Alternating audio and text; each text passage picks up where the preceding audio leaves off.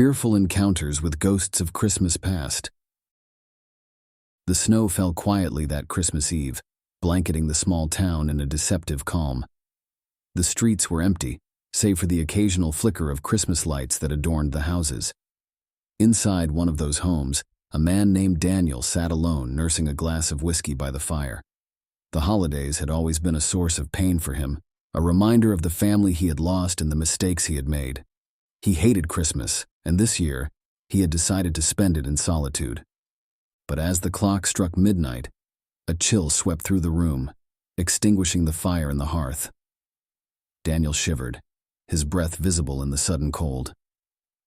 Before he could rise to investigate, a faint whisper echoed through the room. "Daniel!" He froze. The voice was soft but unmistakable. It was his mother's voice, though she had been dead for over 20 years. The sound of her calling his name sent a shiver down his spine. He turned toward the source of the sound, and there, standing in the corner of the room, was a figure cloaked in shadows. Its form was faint, almost translucent, but its eyes glowed with an eerie light. "Who's there?" Daniel demanded, his voice trembling. The figure stepped closer, and as it did, the shadows peeled away to reveal his mother. She looked just as she had the last Christmas they spent together, frail but smiling. Yet her expression now was grim, her eyes filled with sorrow. "Mom?" Daniel whispered, his heart pounding. This can't be real." "You've forgotten the meaning of Christmas," she said, her voice echoing unnaturally. "And now you must face the consequences of your neglect."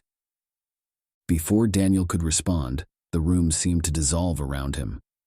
He was no longer in his living room, but standing in the middle of a bustling Christmas market. The air was filled with the scent of roasted chestnuts and the sound of carolers singing. But something was wrong. The people around him moved like shadows, their faces blurred and indistinct. "Do you remember this place?" his mother's voice asked, though she was nowhere to be seen. Daniel did remember. It was the Christmas market he had visited as a child, the one where his father had bought him a toy train he had cherished for years. But as he looked closer, he saw himself, a young boy, no older than 8, walking hand in hand with his parents. They were laughing, their faces glowing with joy. The scene shifted abruptly. Now Daniel was a teenager, standing in the same market but with a scowl on his face. His parents were arguing behind him, their voices rising above the festive music. He remembered this moment too, the Christmas when his father had walked out, leaving his mother to raise him alone. "Why are you showing me this?" Daniel shouted into the void. The market faded, replaced by the living room of his childhood home. His mother sat by the tree, wrapping presents with a weary smile. Daniel, now a young man, stormed into the room, yelling about how he didn't want to celebrate Christmas anymore. He had been so cruel, so dismissive of her efforts to keep the holiday spirit alive. "You pushed us away," his mother's voice said, filled with sorrow. "And now, you push everyone away." Daniel fell to his knees, tears streaming down his face. "I didn't mean to," he whispered. "I was angry. I was hurt." The room grew darker, and another figure emerged from the shadows. This one was taller, its face obscured by a hood. It carried a long, gnarled staff, and its presence filled Daniel with an overwhelming sense of dread. "I am the ghost of Christmas past," the figure intoned, its voice deep and resonant. "And I am not finished with you." Before Daniel could protest, the ghost reached out and touched his forehead. In an instant, he was transported to a hospital room.